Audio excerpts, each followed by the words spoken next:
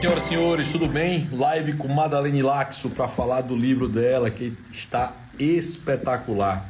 Livro da LVM Editora, né, que a gente vai tratar de cancelando o cancelamento. Tema atualíssimo, e o que eu recomendo fortemente que vocês venham aqui para curtir comigo, para falar sobre esse tema, né? A Madalene aí que é jornalista, trabalha em vários meios de comunicação. E ela vai falar um pouquinho sobre isso, né? Sobre o livro dela, o livro da LVM Editora, que está sendo lançado agora, esse mês, assim como o meu também, né? Que eu avisei para vocês. E a gente vai tocar na sequência. Cancelando o cancelamento como o identitarismo da militância tabajara ameaça a democracia.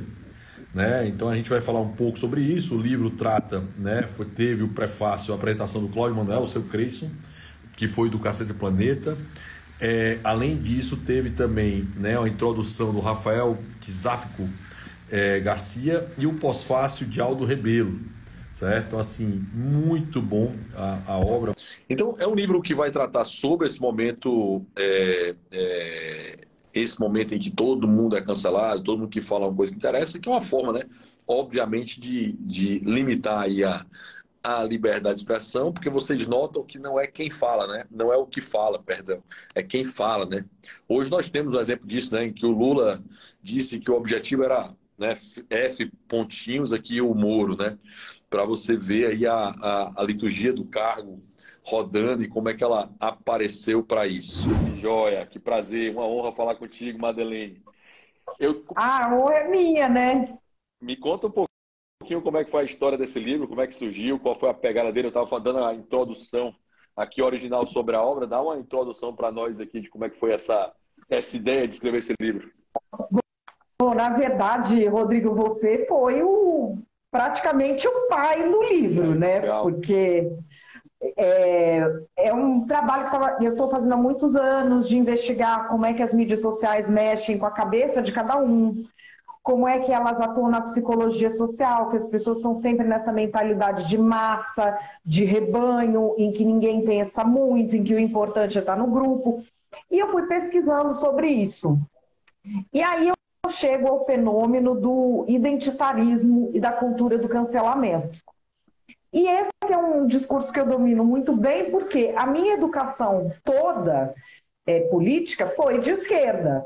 Eu conheço materiais liberais ou até de direita depois de adulta, depois da época de faculdade. Porque na faculdade não ensinam isso, né? Não. E meu pai era muito ligado ao movimento sindical, então aquele era o nosso repertório. Só que acontece o seguinte, nessa pauta de esquerda, eu sei separar a linha fina ali com lapiseira do que é política de verdade, o que é teoria política de esquerda, o que é luta de classes, do que é uma apropriação disso por grupos de lacração, que não tem nada a ver com luta política. E eu queria falar disso, você obviamente imagina que ninguém queria publicar, e também porque naquela época era uma coisa que parecia muito etérea. Eu falei, bom, preciso explicar melhor isso para as pessoas. E me chamaram para falar no Fórum da Liberdade, lá em Porto Alegre. O que eu fiz? Eu tinha um rascunho disso, do identitarismo. Eu transformei num e-book. Isso no hotel. Eu formatei ele num e-book. Um amigo meu que tem uma loja de pôster fez a capa. Não é capa, é um pôster. Queria muito que saísse o livro, né? Aí o que eu fiz? No meu quarto do hotel, eu subi isso pro Kindle. E eu achava que subia na hora. Não é, você tem que ficar lá esperando aprovar. E eu desesperada, bom, subi pro Kindle, porque eu queria que na hora que eu fizesse a minha palestra, eu mostrasse o e-book com QR Code. Isso no Fórum da Liberdade? Isso no Fórum da Liberdade. Só para deixar claro. E foi o que eu fiz. O Fórum da Liberdade foi um evento que eu e Madeleine palestramos no ano passado. E é engraçado que a gente não se conhecia, né? Então, eu sabia que ela era da mídia, ela também, então, assim, a gente sabia quem eu acho mais ou menos um e outro, e a gente subiu no elevador junto uma hora. Aí tava muito engraçado.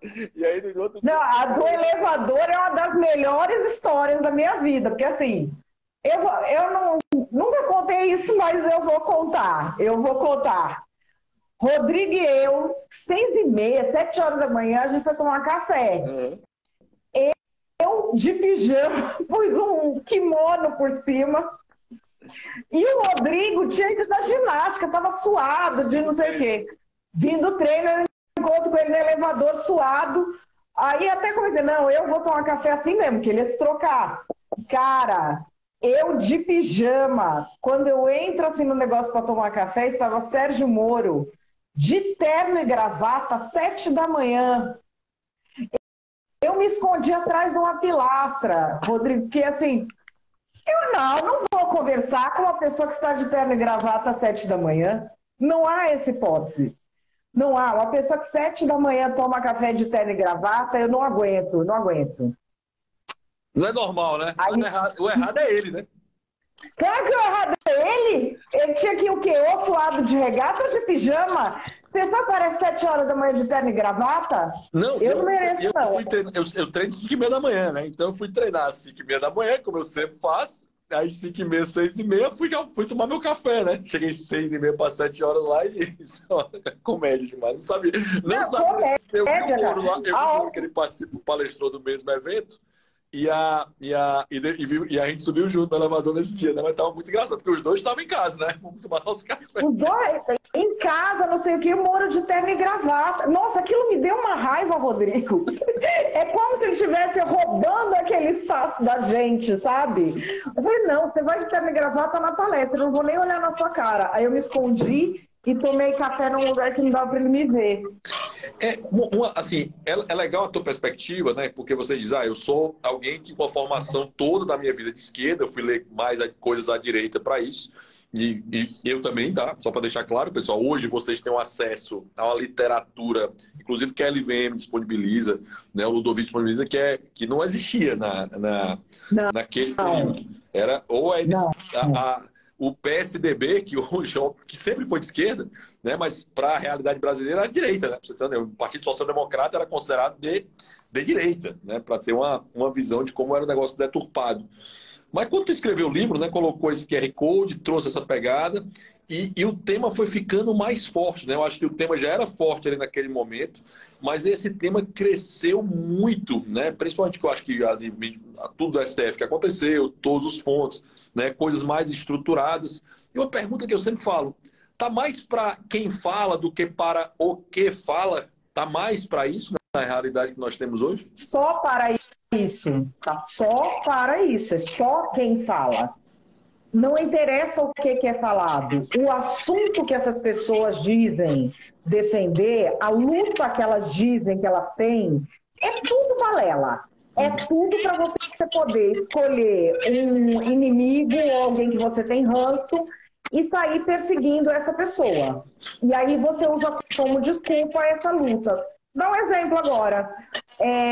Se qualquer humorista tivesse falado o que o presidente Lula falou sobre gordo e tirando o sarro do Flávio Dino em público, esse povo ia estar tudo pedindo demissão do humorista. Uhum. Se fosse o Bolsonaro, estava pedindo impeachment. Por que do Lula não pede? Porque não é a questão da gordofobia ou da proteção ou de você não falar tais palavras ou de não fazer tais piadas. Nada disso importa para esse pessoal. Isso só é usado de desculpa para você atacar adversários e demonizar adversários em massa. O assunto não interessa. Já imagino. Então, assim, eu acho que é isso que as pessoas precisam começar a se ligar. Para de entrar no debate, porque o debate não é sobre o tema. O tema é uma desculpa para perseguir gente, ponto. Ou seja, se eu falasse que o Flávio Dino tinha que andar de bicicleta, o mundo ia se acabar, provavelmente, se eu dissesse um negócio desse. Aqui eu tô aqui na live, assim, se dissesse... Não, foi muito engraçado, porque um dia eu tava no debate. Aí eu falei a seguinte frase: já imaginou se no momento que eu tenho um desastre, né, acontecendo, certo? Um desastre acontecendo, né, São Sebastião, na época, estava acontecendo no meio do carnaval, ali no litoral paulista, e o Sérgio Moro aparecesse dançando, que era o ministro da Justiça, dançando em cima do trio elétrico. Aí, a resposta da turma de esquerda, inclusive o mediador, tá? Não, mas eu nunca imagino, eu não imagino o Sérgio Moro dançando, eu imagino o Flávio Dino dançando. Eu disse, pois é, foi o que aconteceu, né? Imagine se a Janja fosse a Michele Bolsonaro, no meio do Carnaval de Salvador, durante o desastre. Não teria se acabado.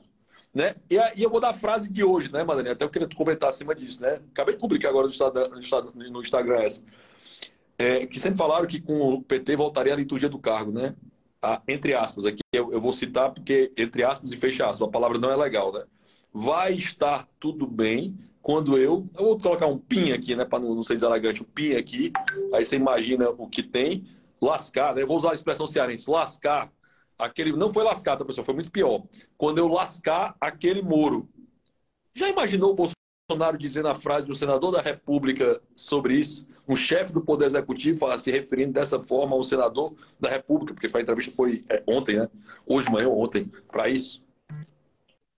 A grande questão é a seguinte, o progressismo ele tem o monopólio da virtude. Então Lula é o rei sol, ele é muito legal, o Estado é ele, a democracia é ele, e se passa pano para tudo que ele falar, porque ele é o ídolo dessa seita, que eu costumo chamar de seita lulo-afetiva, porque eles não são lulistas, isso é uma expressão de toda a sua alma e de toda a sua afetividade, não é mais política. E assim, essa frase, quem me acompanha, quem lê meus artigos, quem vê meus vídeos, eu fiquei até agradecida que ele verbalizou, porque é o que eu tenho dito desde que ele se lançou candidato e tenho sido xingada sistematicamente por essa militância do ódio do bem. Eu tenho dito, ele não quer pacificação nenhuma, ele está voltando para se vingar. Eu disse isso, olha, 500 vezes. Isso, né? Ele está voltando para se vingar. E agora ele confirmou. Não recebi desculpa ainda dos lulo-afetivos que ficavam sua velha louca, sua nazista. Não se desculparam ainda. Não sei por quê. Mas eu tenho alguns pontos sobre o Lula. Ele não mentiu quanto a isso, né? Assim, sendo claro. Não. Ele nunca mentiu quanto a isso. Ele nunca disse que vinha para pacificar o país. Ele não disse isso. Você não vê fala do Lula dizendo, vou para pacificar o país. Ou você não disse que o Lula... Votaram na conta dele, né? Votaram na conta dele e criaram essa narrativa. Mas ele... Isso a gente tem de... Nem ele e nem o Bolsonaro nunca enganaram ninguém. Não, foram muito claros. Minhas promessas de campanha são essas, eu vou fazer isso, tá claro, porque ele disse, eu vou revogar o teto de gasto, tá aí? Estamos revogado o teto de gasto. Eu vou gastar. Ele nunca disse que ia fazer superávit. Ele nunca foi na casa aos brasileiros, nunca teve esse momento. Então. Isso é que eu acho estranho. Ei, pessoal, ele está dizendo que vai fazer, ele está afirmando. Se você olhar, ele não fez programa de campanha, né? Mas se você olhasse aqueles tópicos da campanha que ele criou, tudo estava lá, né? Assim, ele não mentiu nada. Tava. Entendeu? Mas aí a gente entra nessa cultura do cancelamento, que é o quê? Você não tem mais pessoas e você não avalia mais o que a pessoa fala. É como se fosse um avatar. E você projeta naquele avatar as suas fantasias sobre ele. Eu fiz até um artigo que chamava Quem quer um cheque em branco precisa ter uma tela em branco. Uhum. E é isso, ele é uma tela em branco para aquela projeção de fantasias. E esse grupo que vota nele está muito acostumado a fazer, por quê? Porque eles elegem uma pessoa por dia para cancelar e não importa o que a pessoa faz.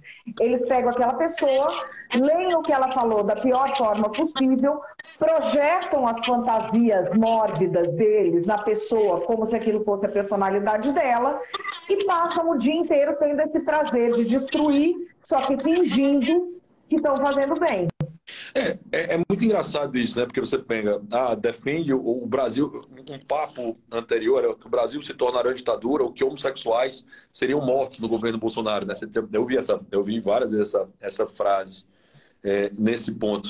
E aí você tem declaradamente um apoio à Nicarágua e à Venezuela escancarado, né? Não é um apoio discreto, né? Uma batalha do começo do governo Lula trazer o Maduro para sua posse.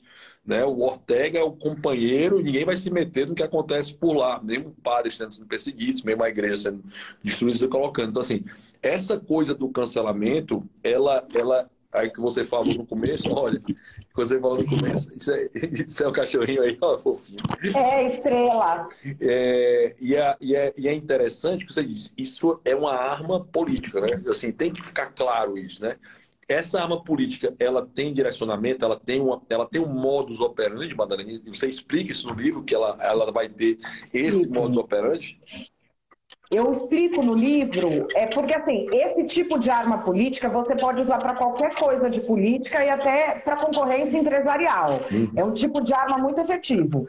Mas no livro eu explico o que eu domino, que é como a esquerda tem usado as pautas identitárias para cancelar pessoas. Até porque é quem mais está usando isso. Então eu vou explicando, Rodrigo, eu começo primeiro fazendo, vamos dizer, uma parte teórica. O que é o identitarismo, de onde vem, o que é a cultura do cancelamento, entrevistando autores internacionais. Depois que eu dou essa parte teórica, vem o comportamento humano. E isso é importante a gente entender, como a gente se comporta. Então, assim, nós amamos odiar. Tem uma coisa que é um viés cognitivo que chama realismo ingênuo, que a gente não sabe que tem, mas que afeta a maioria das encrencas que a gente se mete online é por causa disso. Depois eu falo de como os algoritmos mexem com a nossa psique, alteram o nosso poder de tomada de decisões. Deixa eu só parar. Faz o seguinte, dá essa visão, mas depois comenta, dá os tópicos, depois volta para dar um comentário a mais. Vai. Depois eu vou voltar para cada um. Tá. Aí eu vou falando de microagressões, de racionalidade, e aí eu falo de coisas atuais, que é, por exemplo, radicalização, o que seria discurso de ódio de verdade, ideias infecciosas, o avanço do capitalismo sobre as pautas sociais, etimologia freestyle, antirracismo de Taubaté, zenfascismo, e aí... é muito boa. Zenfascismo. E aí, no fim, por onde é a saída para isso? Então, assim, só para as pessoas terem uma ideia. E, assim, o prefácio do meu livro é feito pelo Cláudio Manuel, do Cacete Planeta, e pelo Rafael Sádico Garcia, que é um militante aguerrido de esquerda. Não, eu tenho que ver o Aldo Rebelo. O Aldo Rebelo faz o pós-fácil. Que é um cara que talvez hoje seja o cara que participou do governo do PT, né? Lembrando, né? O Aldo Rebelo foi ministro do esporte, foi ministro durante a Copa do Mundo, foi muito ligado, apesar de ser do PCdoB, né? O PCdoB e o PSOL são satélites, né? Pessoal, para quem trabalha no Congresso, fique claro, tá? PCdoB, PSOL, são satélites do PT. Eles estão lá, o PT tem uma liderança muito competente, tá? Para deixar claro, muito competente. Você pode não gostar deles, tá? Mas a liderança partidária do PT é muito competente, certo? E eles são mesmo, só para deixar isso claro, são competentes mesmo, tá? Foi até um conceito, eu trabalhei lá como líder, como diretor legislativo do Novo em 2019, 2020, e um conceito que eu mudei. Caramba, como tem gente boa e que eu discordo, né? Tipo assim, eu discordo, mas são muito bons profissionais. E é muito alinhado. A esquerda é muito mais uniforme do que a direita. Porque a direita vai ter o liberal conservador, vai ter o bolsonarista, vai ter o cara que vai navegar um pouco mais ao centro, que vai ter a direita mais fisiológica. A direita ela não é uma, né? A esquerda é uma. Ela tem um core muito, muito bem definido na forma que ela se projeta, né? Porque vai ter a direita do lado, que vai ser estatizante em muito momento para isso. É que também acho que tem uma coisa, a esquerda é mais acostumada a ser oposição. Eu acho até que o PT perdeu um pouco a mão depois que ficou no governo. Mas sempre fez uma oposição muito competente. Demorou a entender. Eles conseguiram se reagrupar muito bem na pandemia. Até lá, eles testaram. Até lá. Eles não pegavam a embocadura. Porque também é o seguinte, o PT sempre foi oposição, bate, espanca e arrebenta. Sempre foi para matar. Mas o Bolsonaro, eles queriam que fosse adversário. Então eles não podiam fazer. Então era assim, era oposição peronomútil. Então eles não achavam embocadura para manter ele vivo até a eleição sem fritar. Então assim, houve essa coisa. Agora, são lideranças todas muito competentes, muito organizadas. Coisa que assim, eu acho que o centro e a direita perderam isso quando o PSDB e o Democrata recusaram o papel natural de oposição nos governos do PT. Exatamente. Que é oposição peronomútil. Exato. E também, assim, eles não sabem, porque fazer oposição não é bom para a sua carreira política imediata, porque você não vai ter as emendas, você não vai ser prestigiado. Até o Pedro Correia... Pro fisiológico é péssimo. O Pedro Correia, que é um dos mais fisiológicos políticos, o Lula conta essa piada, mas conta errado. Ele tem uma piada que é o seguinte: tem 3 coisas que só ficam bem nos outros: sapato branco, óculos aviador e fama de ser de oposição. É verdade. É verdade. Só fica bem nos outros isso. Então, acho que o PSDB entrou nessa, que queria ser oposição, mas não queria ser tanto. E isso fez com que você desmantelasse completamente a direita. E também, Rodrigo, tem ideias mais conservadoras que não tinham defensor, verdade seja dita. A pauta de costumes do PSDB e do PT é muito parecida. É verdade. Assim, eu acho que os liberais apareceram como bloco, né, como bancada a primeira vez, né? Você tinha um grande representante. Quem foi o grande representante liberal da história política brasileira? Você vai lembrar de um. Eu vou lembrar do Roberto Campos, que é o que todo mundo vai fazer remissão. Quem é o outro, sabe? Você não vai ter, nunca teve, né? Querendo ou não, você tinha uma bancada ali o Partido MBL, o Novo. Você vai ter uma bancada espalhada. O próprio Luiz Felipe de Orleans Bragança, que é uma coisa mais moderada. Vai ter o Luiz Lima, que é um cara um pouco mais moderado, que é uma galera que vai conseguir navegar são bolsonaristas, esses dois que eu citei, mas tem uma pegada mais de diálogo, né? Vão conseguir dialogar mais e sem ter a maluquice, né? Porque foi eleito um monte de maluco também, né? Cara, quanto maluco foi eleito na via bolsonarista era um negócio de louco. Tanto é que os malucos acharam que tinham luz própria, né? Aí eu vou puxar até o gancho, né? Do realismo ingênuo, né? Assim, uma Joyce Hausmann, um Alexandre Frota. Esse pessoal está dentro desse realismo ingênuo, só para fazer o link com a nossa fala e voltar para esse tópico aqui, que eu vou começar a comentar os teus tópicos, né? Que você começou a falar lá. Então, essa coisa do realismo ingênuo, a Joyce e o Frota, eu não gosto muito de falar porque eles são meus amigos pessoais. Então, assim, tudo que eu falo vem carregado disso. Mas, assim, o realismo ingênuo, o que é? Ele é praticamente o combustível dos cancelamentos. Ele é um viés cognitivo que todo mundo tem e que a gente acha que não tem. Então, assim, o realismo ingênuo é o seguinte: a gente acredita que a gente é racional e que isso é uma realidade. Perfeito. Sendo que isso é uma impossibilidade biológica, porque o ser humano ele não é racional. Ele é um ser emocional que também raciocina. Ele tem racionalidade, mas ele vai ter a sua idiosincrasia, ou seja, tudo aquilo que ele viveu, tudo aquilo que ele colocou, tudo aquilo que ele colocou até emocional. Atual.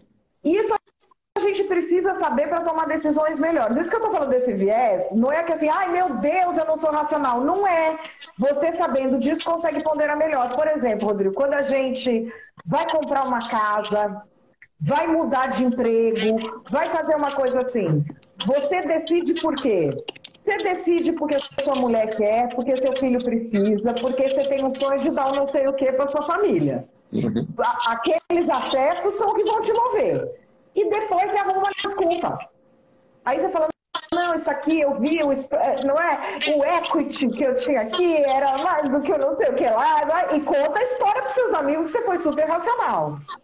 E existe também essa ideia de que a gente pode avaliar as coisas objetivamente. Não pode. Isso não é possível. A gente precisa saber como é que você torna uma avaliação objetiva possível, juntando mais pessoas, porque aí um convence do outro.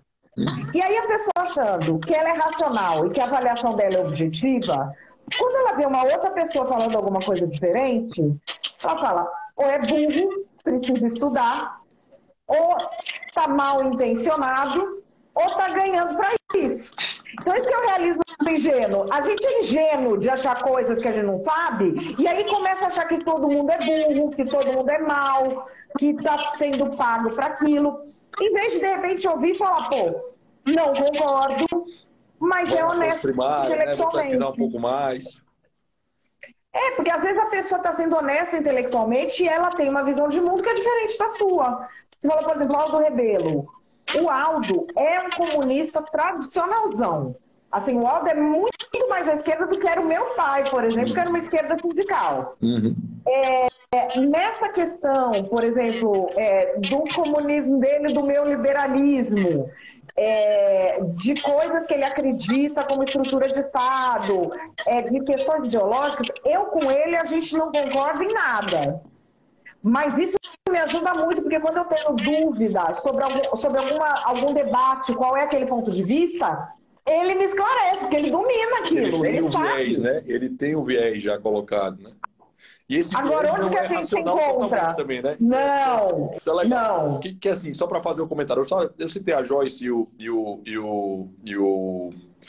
o Alexandre, vou ficar aqui no Alexandre Frota, que é um cara que, pô, ele foi eleito por causa do Bolsonaro. Era óbvio isso, né? Alexandre Frota não tinha qualquer... A Joyce, vamos lá, jornalista, estava na área, até podia ter uma coisa a mais. Mas o Alexandre Frota, ele foi contratado, ele foi eleito, era um cara que vinha da decadência da sua carreira como ator, e viu a oportunidade política e foi eleito. E a impressão que eu tinha, estando lá dentro do Congresso, era: esse pessoal acha que foi eleito por luz própria, eles não acham que são, eles acham que são Sol e não Lua. Assim, ó, vocês não têm luz própria, não, pessoal, né? A luz é do outro. Entender isso, cuidado com esse teu viés aí que tu dá na tua cabeça, porque tu vai pegar o pé pela mão, tu não tem luz própria, né? E faz isso. Também, você achar que a briga é sua, quando a briga não é sua, você é um peão na briga do outro. Exato.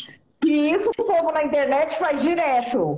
Você não deixa a mulher esperando. Tipo, não vai deixar.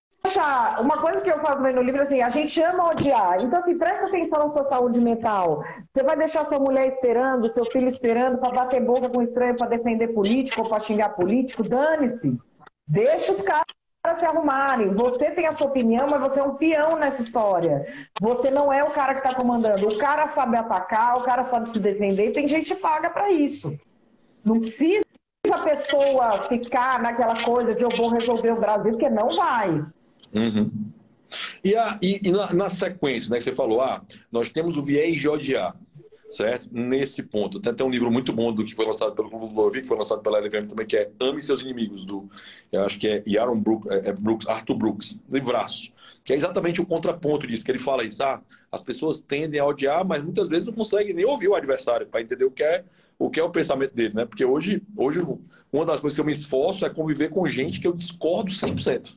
Eu procuro essas pessoas hoje, né? Eu quero estar perto dessas pessoas que eu discordo 100% delas, né? Assim, de viés político, principalmente político hoje, que parece meio Fortaleza e Ceará, né? Aqui na minha realidade local. E um ponto que ele diz assim: as pessoas amam odiar. É meio a coisa quando você vê aqueles... Óbvio que a gente não tem mais isso, aquela execução em praça pública, mas é meio aquela execução em praça pública, né? Tipo assim, parece que é a expressão assim: vamos julgar tomate, vamos jogar algo nesse cara que cometeu infração. Às vezes você nem sabe, você nem participou do julgamento, você tem noção. Você já julgou, já condenou e simplesmente está jogando algo em cima dele. É isso da forma moderna? Olha, você falou exatamente isso. Porque, por exemplo, na rede social, às vezes você acha que você está fazendo... eu estou só dando uma opinião aqui, eu só estou reagindo a algo que alguém fez, mas aquilo não é um diálogo, aquilo é uma arena romana. A pessoa está ali no meio, cheio de leão, e você está jogando pedra ainda em cima. Por quê? Porque a nossa cabeça não é digital. A gente acha que ali... Eu fiz até um artigo essa semana na Gazeta do Povo, esmiuçando bem isso. Se você tem também essa referência no livro. No livro eu trago uma comparação interessante, Rodrigo, dessa arena romana que a gente está agora, mostrando que é esse contexto de você poder mirar uma pessoa e atacar um monte, e esse monte está fazendo parte de um ataque só. A maioria deles iludido que não está fazendo parte desse movimento grupal, mas está, porque é a arquitetura da rede. E aí a pessoa fala: não, mas eu só falei tal coisa. E aí eu faço uma comparação com os escritos que foram achados recentemente em Pompeia. Uhum. Em Pompeia, o povo pichava. Pompeia, aquela cidade no pé do Vesúvio, que tem aqueles corpos que ficaram carbonizados há 2000 anos, enfim. Eles acharam que o povo escrevia nas paredes. E eles escreviam xingando um ao outro. Uhum. Era a rede social.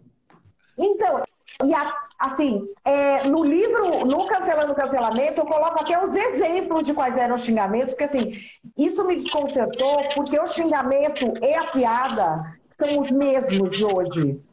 É A o realidade humana não muda, né? mesmo. Cara, é um negócio. Só que assim, qual que é a diferença ali? Eles conheciam o contexto. Todo mundo que entrava e via uma parede de um xingando o outro, ele sabe quantos xingamentos tem e ele vê todos. Imagina que você pode apagar e acender o xingamento, cada um que entra lá vê só um xingamento, imaginando que aquele é o contexto total, e todo mundo acha que viu a parede completa e começa a debater. Isso é rede social. Aquela rede social do inferno. A pessoa acha que ela viu tudo, porque eu sigo todo mundo. Você não viu. Você viu o que eles te deram para te manter conectado na plataforma. O que não te mantém, eles apagaram, entendeu? Você não viu, então você não tem o contexto completo. Que é o viés, Só que tu até usou o tópico, né? Que é essa parte da rede, que é o viés do algoritmo, né? Que é a parte do algoritmo. Isso. É que é aquela coisa. Aí muita gente começa com. Teve muita gente que me segue. Todo dia eu recebo uma coisa assim. Meu, nunca tinha pensado nisso que você está falando. Tô vendo tudo diferente. Uhum. Por quê?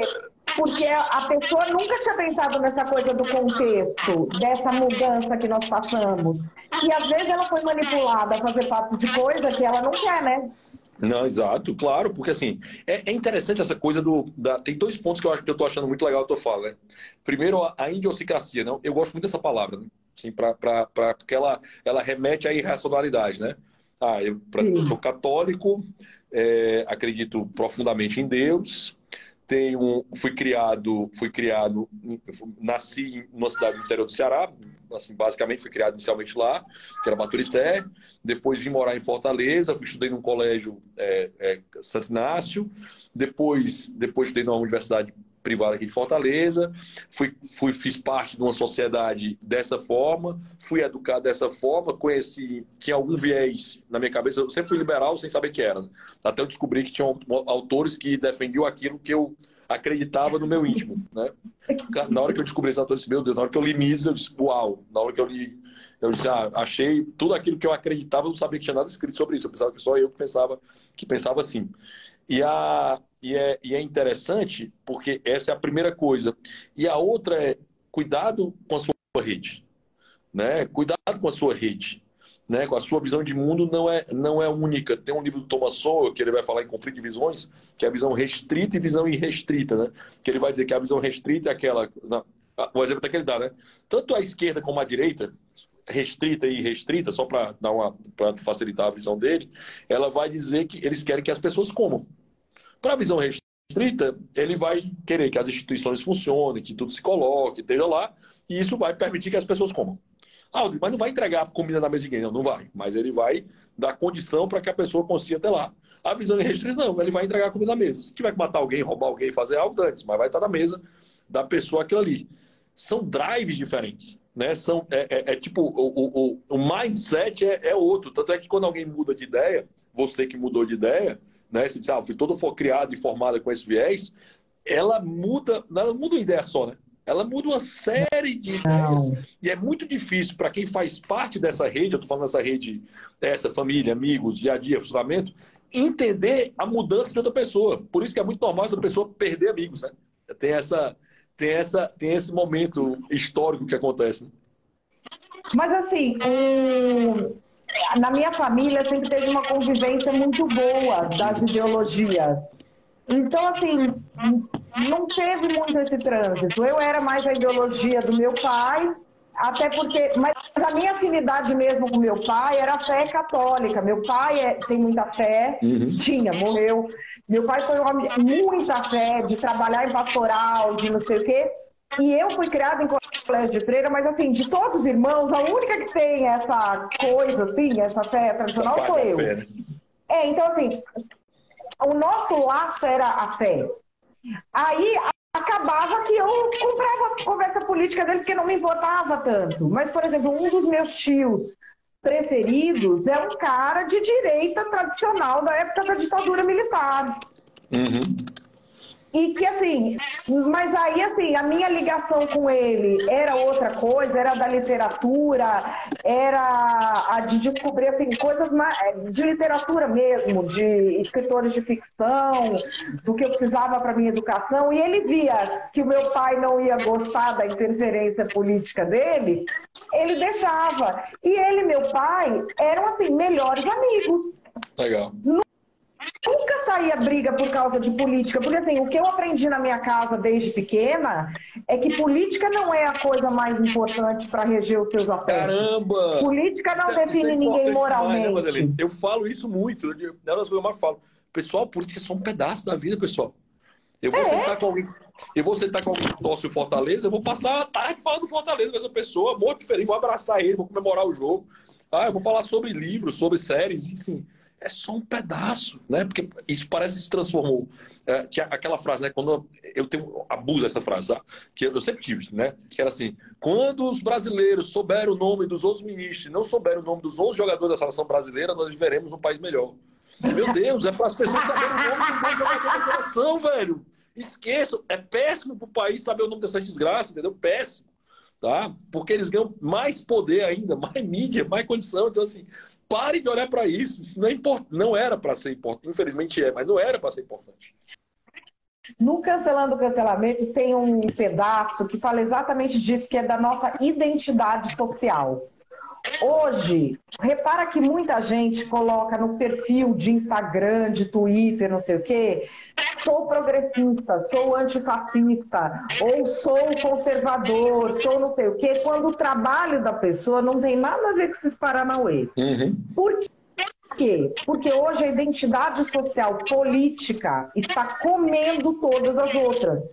E as nossas identidades sociais têm de conviver em equilíbrio. Às vezes, uma sobrepõe a outra. No livro eu explico, por exemplo, eu sou mulher, eu sou mãe, eu sou católica, eu sou liberal, eu sou jornalista, eu sou fã de Star Wars. Tamo junto. Tem algumas coisas, temos bons raposos aí, viu?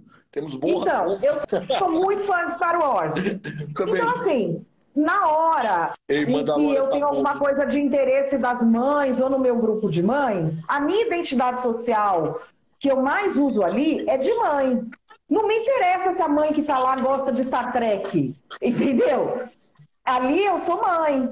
Quando é uma questão jornalística, por exemplo, vou me apresentar profissionalmente, eu sou jornalista. Na minha igreja eu não sou jornalista. Na minha igreja eu sou uma ovelha daquele rebanho. Perfeito. E a vida da gente é assim. Tem até um livro super famoso que eu cito lá, que é só sobre isso. O que acontece hoje? Uma identidade social está se sobrepondo a todas as outras. E isso não é um processo natural da pessoa. Seria um processo natural, por exemplo, mãe recém-parida, que eu já fui. Você pariu um filho, acabou sua vida. Aquele tempo, você vai ser só aquilo. Você deixou acabou, de ser outra coisa, né? A gente vira, mas assim, isso é um processo pessoal. Esse processo em que a identidade política passa a ser a principal, ele não tem a ver com a vida pessoal. Ele é um processo de controle de massas. E as pessoas precisam abrir o olho para sair desse negócio. Explica melhor isso aí, vai. Me explica melhor essa parte do controle de massas em cima disso. Porque você controla as pessoas, primeiro pelo algoritmo. As pessoas estão ficando o tempo todo lá. Aí a pessoa fala, não, mas eu uso o WhatsApp, eu uso o Telegram, que não tem influência do algoritmo, o que eu vejo? E aí eu volto a uma coisa ancestral. Se você está quebrando o laço com quem você tem proximidade física para criar laços imaginários, com quem você não tem nenhuma proximidade física e nenhum laço afetivo, você está ficando mais fraco. É verdade. Você está mais forte e menos controlável pelo Estado, pelos políticos, por quem tem muita grana, por quem tem poder. Como é que a gente fica forte? Quem é pequeno, quem é um cidadão comum? É aquela coisa de juntar vários gravetos para fazer um tronco forte. Então, quando você está organizado junto na sua comunidade profissional, com os seus amigos, com a sua família, com a sua vizinhança, com quem você conhece e sabe que é ponta firme. Você está forte na relação forte. A pessoa quebra tudo isso em nome de alguém que ela conheceu no Zap, que ela nem sabe o dia de amanhã, vai deixar ela na mão. Vamos pro quartel. Pô, Quartel, você viu quanto golpe que teve em Quartel? Claro, é óbvio, é um lugar propício para isso. Óbvio. Se eu for, se Porque a pessoa, a oferta fantástica para isso, né? A demanda vai chegar junto, né? Não, sim, a pessoa já chegou lá, você já olha esse golpe do Pix, pirâmide, o que nós vamos passar nesse aqui? Por quê? Porque ele não tem força de quem ama ele que está lá do lado, que vai olhar isso e vai falar, bom, quem é esse cara? Esse cara está querendo passar perna em você, cala sua boca, não vai passar Pix nenhum. Ele não tem mais isso. Ele cai na mão ou do espertalhão do grupo, ou do espertalhão que está controlando tudo, né? Ele não tem a defesa lateral, né? Que assim, é a defesa lateral, assim, que é o bullying, né? O velho bullying, o retardado, é golpe, né? Assim, é o teu amigo dizendo o óbvio, ô imbecil, presta atenção que tu tá levando um golpe. Tu é retardado? Que às vezes assim, é engraçado, né? Óbvio, ao bullying para massacrar alguém, que isso é péssimo e horrível, e ao bullying do amigo, né? Eu falo isso, né? Se você me vê muito educado, muito simpático com outro homem, estranho, eu não gosto dele. Homem não é assim. Eu não gosto dele. Vai ser uma pessoa que... Não é que eu não tenho intimidade, não. Eu não gosto dessa pessoa, certo? Eu não vou brincar com ele, eu não vou falar, você é educado, boa tarde, boa noite, bom dia. Mas se eu chegar xingando um amigo meu, provavelmente é muito meu amigo. Se eu chegar xingando ele, provavelmente é um cara que eu gosto, quero estar perto e faço isso. E provavelmente se houvesse um golpe, eu ia dizer, ô imbecil, tu vai sofrer um golpe aqui, tu não tá vendo, não. Porque é uma defesa lateral que o WhatsApp não te dá, porque ele não vivencia contigo. Né? Porque, incrivelmente, nós estamos fisicamente em algum lugar. Né? É um fato. Né? Eu estou sentado nesse momento na cidade de Fortaleza, né, falando com você. Então, assim, é um momento, você está aí, eu estou aqui, mas você está em São Paulo, estou em Fortaleza, mas nós temos essa realidade. Eu estava aí até domingo, certo? Mas assim, fisicamente o nosso corpo vai estar em algum lugar. E é essencial entender isso, que é a família, que são os amigos, são as relações, são o dia a dia que isso se coloca. E também tem uma coisa, é diferente o contato pessoal ou até o contato virtual com a pessoa que você conhece pessoalmente, do que antes da gente ter o contato. Você olhar a pessoa, acho que é aquela coisa, você meio sentir seu santo básico da pessoa. Sim. Por exemplo, a gente. Eu poderia ter feito esse livro muito antes, mas eu não te conhecia pessoalmente. A gente se conheceu pessoalmente, fechou o negócio ali. E eu confiei também. Foi 2 horas depois, estava lá. A editora já estava falando, tem um livro... Na verdade, eu estava na palestra, né? Disse, esse livro é bom. Madeleine, queremos o livro. Vamos... Foi você falar comigo... Por que esse livro não saiu ainda, né? E você, por que você não fez esse livro comigo? Aí a gente conversou, assim, em 2 minutos de conversa lá, a gente resolveu coisa... que não se conhecendo pessoalmente, em 1 ano a gente não resolvia. Até porque, assim, tem um livro de um cara que eu adoro, se chama L'Imparfait, né? Os franceses, eles têm uma característica muito interessante, que é difícil ter francês liberal, mas os franceses liberais, eles são espetaculares, né? Eu sou fã de quase todos grandes liberais para isso. E esse ponto o Alain Perfetti, ele vai falar Sociedade da Confiança, né, que é um livro desse cara, e que ele vai tratar desse tema, né, que ele vai falar. As sociedades que evoluem, que se tornam maiores, são sociedades que têm relações de confiança, em que eu falo que vou fazer algo e faço, em que eu combino algo e realmente acontece. No Brasil, é uma sensação muito grande, é uma sensação e não uma realidade, só para deixar claro, em que contratos não serão cumpridos. E você vai ver, né? A Uber que eu peguei chegou, a reunião que eu marquei estava lá, o pãozinho que eu fui pegar na padaria foi entregue e foi colocado para isso. Então, assim, dentro dessa forma, se coloca para isso, tá? Então, dentro dessa forma, se coloca e se busca isso. Então, quando você tem isso funcionando, fica melhor. E aqui, só para esclarecer um ponto que eu falei, que pode ser mal interpretado, eu vou fazer só uma retificação, eu falei... Óbvio que tem ambiente, tá, pessoal, para ser educado, né? Eu tô falando isso em mesa de bar, em restaurante, num crossfit da vida, que é o que eu pratico, tá? É para isso. Mas não tem lógica ser grosseiro, porque você não gosta. É só a forma de lidar para conhecer isso. Só para não interpretar que se eu não te xingo, o Rodrigo não me xinga, então ele não gosta de mim. Não é isso, tá? Só para deixar claro. Então, assim, tem um ambiente ideal para fazer isso. E esse livro que você falou, que fala do valor da colaboração e de como os seres humanos só evoluem por meio de sociedades colaborativas, ele está no coração do livro Cancelando o Cancelamento. Por quê? Porque o cancelamento, ele torpedeia esse pilar civilizatório que é a sociedade da confiança. Por quê? Porque quem vai te atacar, quem vai te fazer mal, não é mais o seu inimigo, a pessoa que tem ranço de você ou alguém que é babaca. Quem vai te atacar é o seu próprio grupo. E é isso que os jovens vivem agora, quem trabalha na universidade, você se sente pisando em ovos. Porque, de repente, você falou uma coisa lá, uma palavra, alguém que tem ranço de você vai lá e pega, diz que você é fascista, racista, taxista, sei lá o quê, todo mundo vem junto e te esculacha e você perde seus amigos. Essa cultura do cancelamento, ela é a implosão total da sociedade baseada em confiança. Ela é o avesso da evolução humana. Então as pessoas ficam achando, não, deixa os caras, eles são besta, ou então é tudo louco, deixa louco falar. Não é, não. Isso é uma coisa, no livro mostra isso bem. Já está alterando a forma como a nossa sociedade se relaciona. Claro, e para os jovens... medo, né? Eu vou ter medo, eu vou ter receio, né? Eu vou ter o outro cara que eu gosto muito, que é o Theodor Dalrymple, tem um livro chamado De Defesa do Preconceito, né? Só que assim, esse preconceito, ele começa a restringir e a pessoa a se sentir assustada. E isso, no limite, para jovens, gera suicídio, pessoal. Assim, a gente tem uma crise de suicídio no país. Eu estava agora numa reunião antes, aí falou, né? Tinha acontecido, em determinado local, tinha acontecido um suicídio de um filho, porque não estava feliz. Não estou bem, um filho ótimo, maravilhoso menino. Mas não estava feliz, olhou para a janela, pulou a janela, caiu, 15 anos. Né? Olhou para... Pulou. Gente! Pulou. Aí contaram, aí isso aconteceu outra coisa com outro, que acabou o namoro, com a namorada, também seus 16 anos, aconteceu com outro, sei o que, assim, o sentido está se perdendo muito rápido, porque parece que esse tipo de coisa, acabar o namoro, ou não está muito bem, é ruína, né? É ruim, aí como diria o Viktor Frankl, eu perco o sentido da vida.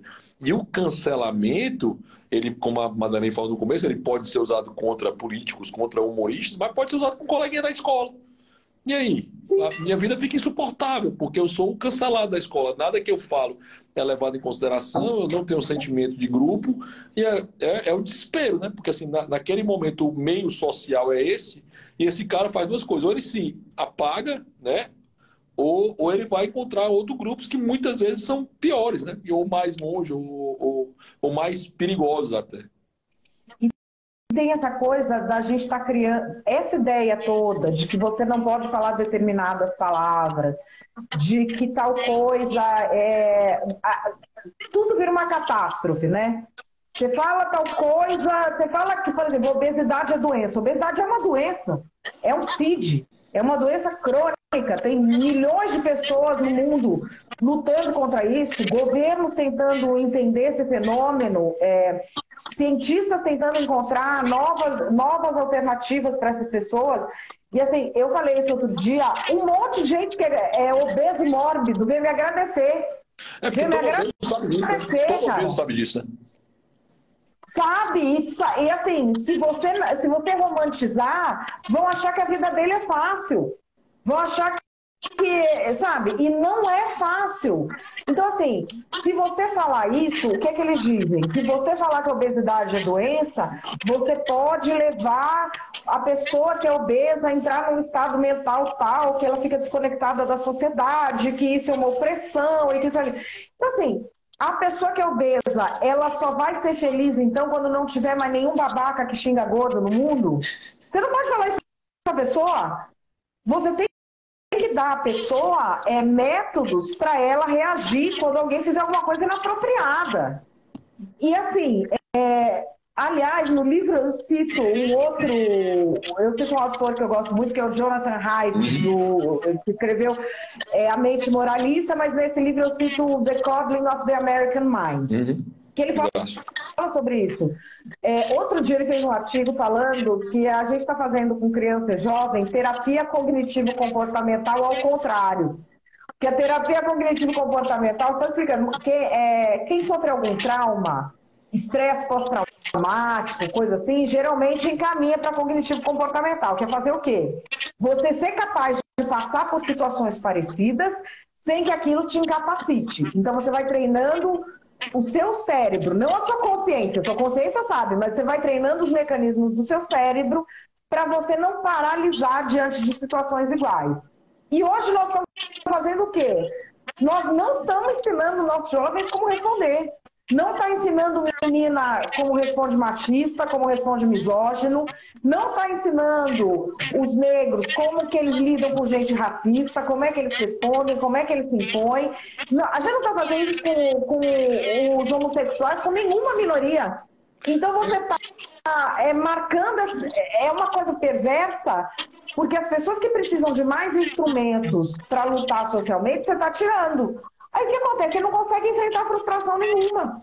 Você ensinou para ele que ele vai ser infeliz até morrer se não pararem de fazer isso. É duas coisas que é legal, né? Então, esse filme A Baleia, do Brendan Fraser, que ganhou o Oscar, ele mostra a realidade do obeso mórbido, né? Mostra claramente, assim, e é terrível, né? Assim, terrível. Então, assim, saibam disso, né? Vale a pena ver o filme, até inclusive com esse pensamento, com esse viés. O Monark, que foi cancelado lá no podcast que ele estava com o Igor, né? Como é no podcast? É o Flow. Que ele estava no Flow, quando ele foi falar que queria a liberdade de expressão para deixar, inclusive, nazistas aparecerem. E eu digo, existem nazistas, existem racistas, existe gente ruim no mundo. Muito ruim no mundo.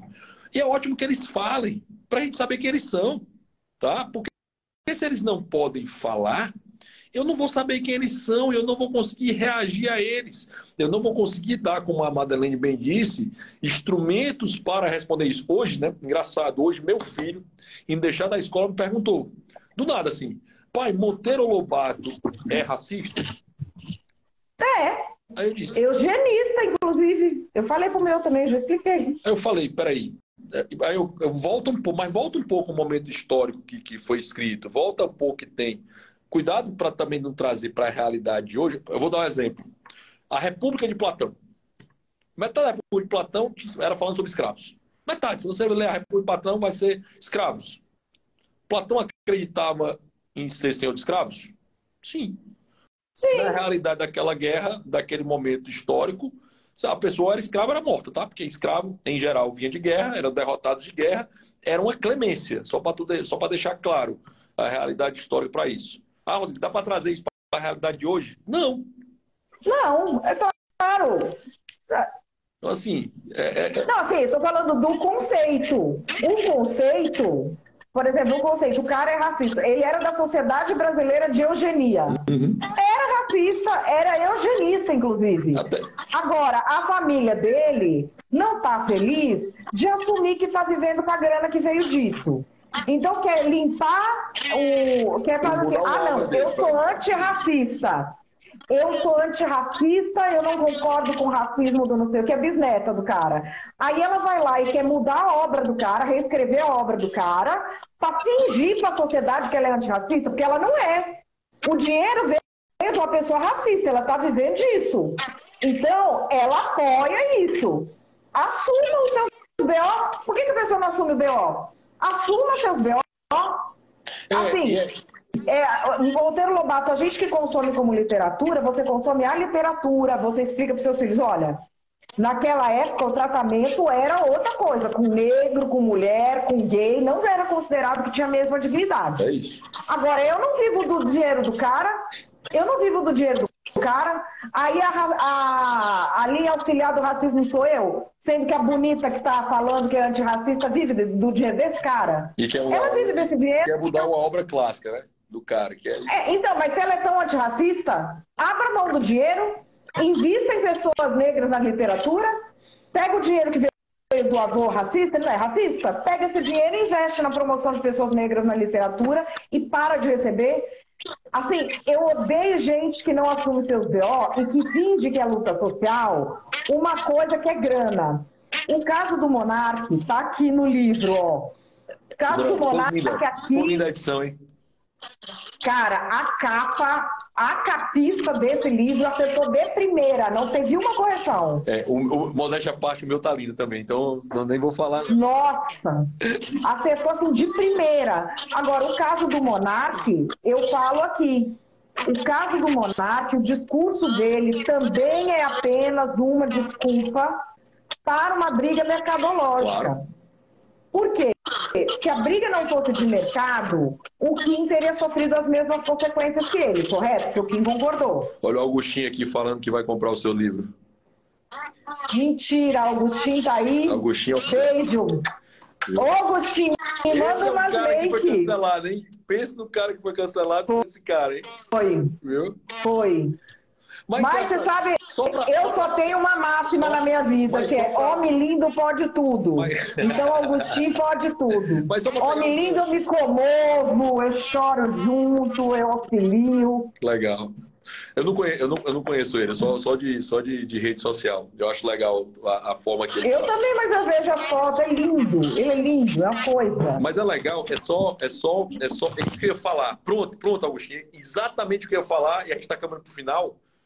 Assim, o que eu tenho sido fantástico é um cara como Augustinho que transformou o cancelamento em dinheiro. O próprio Monark saiu maior com cancelamento, com grana.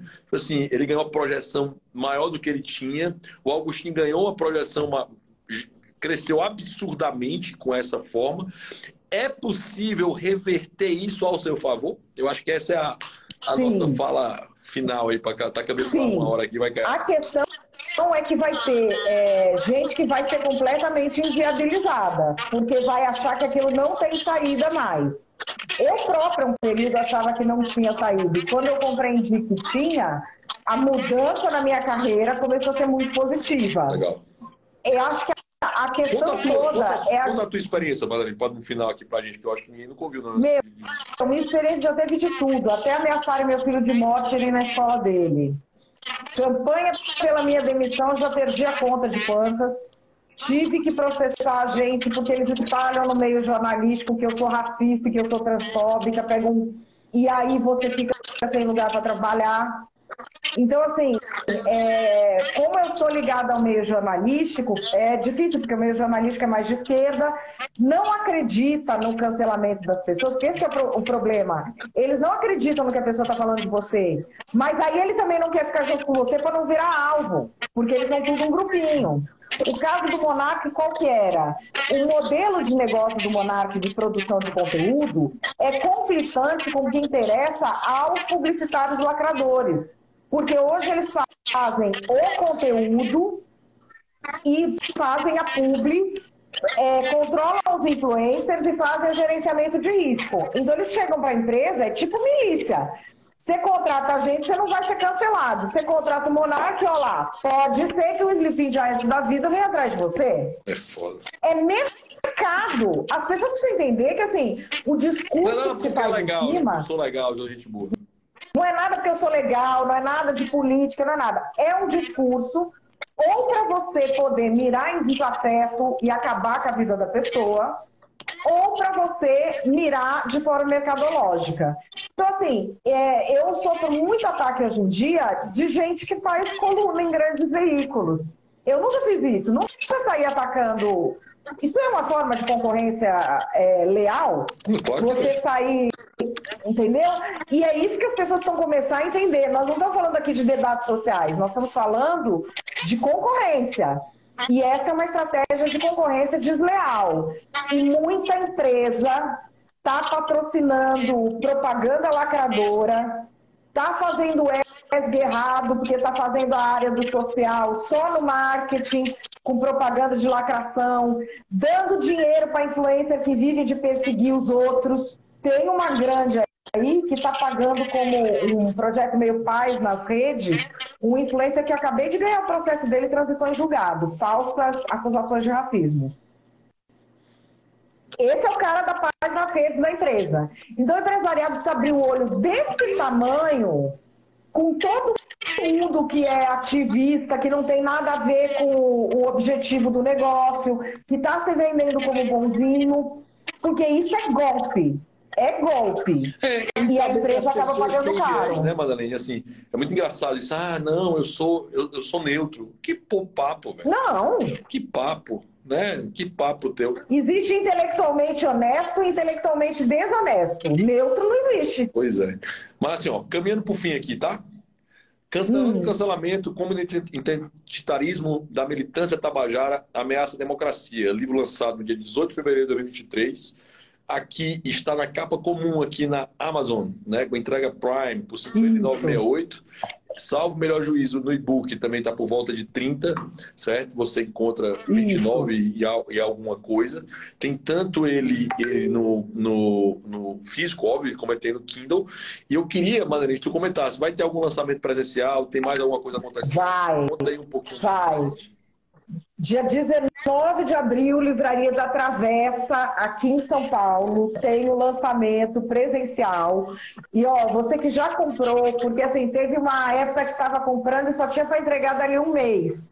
E aí muita gente comprou, os livros estão chegando, a pessoa me mostra, pode levar o seu livro que eu assino, seu livro lá, o que eu quero é reunir amigos lá. A gente está tentando fazer um evento diferente, um debate, vamos ver se a gente consegue, é um espaço muito legal ali. Massa. E também o pessoal da LVM está alinhavando para, antes disso, eu fazer o lançamento no Fórum da Liberdade, Joia. lá em Porto Alegre, que é onde esse livro começou, né? Onde ele foi gestado, né? Onde ele foi gestado, que para mim seria uma honra enorme poder falar com o pessoal lá de Porto Alegre que me acolheu tão bem. Que legal. Tá, o livro aqui, ó, que tava demorando um mês, ele tá, se eu pedir hoje, ele chega amanhã, tá? Em Fortaleza. Ele tava demorando um mês, mas agora quem tem a Amazon Prime eu tenho uma amiga que entregaram para ela no dia. Ela pediu e chegou. Então assim, não deixem de comprar o livro, não deixem de adquirir, tá? Não deixem de estar com ele. O livro é fantástico, né? Eu ainda não li completo essa versão que está aqui. Eu li o e-book, né? Me encantei pelo e-book, mas eu não recebi na minha mão ainda, né? Que eu adoro. Eu quero. O livro da LVM edição é tão bonita, que é uma coisa né? Rodrigo, você é contra o comentário atual? Eu sou. Você tem medo de concorrência? Não, porque o cara conseguir fazer a edição que a gente faz é muito difícil. Tá? As obras... não consegue, gente. É lindíssimo o livro, um bom gosto, tudo. Né? Então, super bom gosto. E é isso que vale, né? Você ter uma boa edição, mesmo do Kindle, é muito bom, certo? Não deixe de colocar. Para quem não segue Madalene Laxo, por favor, não deixe de segui-la.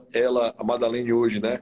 Só para dar o final, ela tá trabalhando, né? No projeto digital. Vai lá contigo. Eu sou colunista do UOL.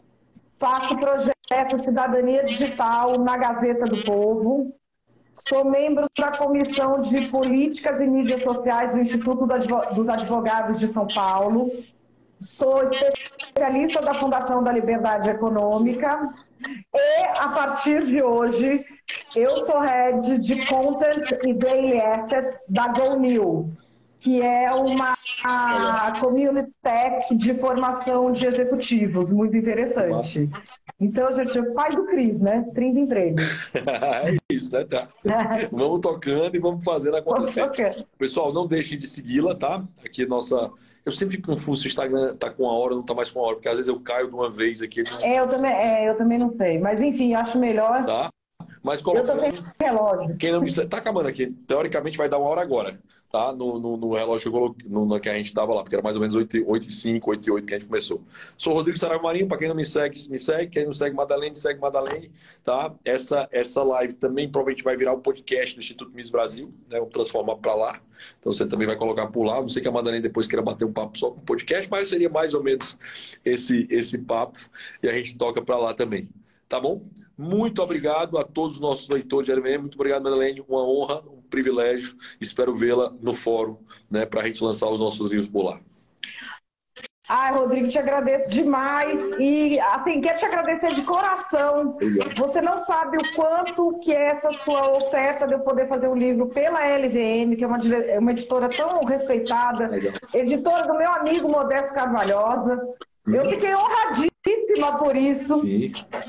Você não sabe o quanto esse livro mudou a minha vida. E eu espero que mude de mais pessoas tendo acesso a esse conteúdo. Que legal. Te agradeço demais. É uma honra estar aqui com você. Uma honra minha, um privilégio da editora. Estamos muito felizes com o lançamento. Eu, como sócio da editora, né, me sinto honrado e feliz por ter proporcionado isso. Agradecer aqui a Kiara, né, que é uma querida, certo? E faz um trabalho Nossa, sensacional. maravilhosa. Sensacional. Todos os nossos editores, né? O Pedro Henrique, o Marcos Torres, Também. né? Que estão conosco, né? Agradecer aqui ao meu sócio Hélio, o Raduan e o Pedroso, que seguem firmes na batalha para um país mais livre, né? Que eu acho a nossa ideia. E ó, eu tô vendo aqui até a Miriam colocando, vem para Caxias lançar teu livro. Pessoal, tentem ajudar, posicionar, que aí a gente faz e acontece, né? A Madalena, eu acho que se organiza aí uma hora e consegue com vocês aí, a gente toca isso, né? Não é algo de outro mundo. Opa! Tá? Não é não. Vocês ajudem aí o pessoal da LVM, que eles têm uma equipe joia. Eles arrumam as coisas do dia para noite. É só falar aí com o pessoal. E a Kiara é a pessoa, essa moça que tá aqui, ó, Kiara Cialdorati, né? Tocar isso. E vamos tocar. Tá, pessoal? Obrigado, beijo. Até a próxima. Obrigado, Madalena. Fantástico. Beijo, tchau.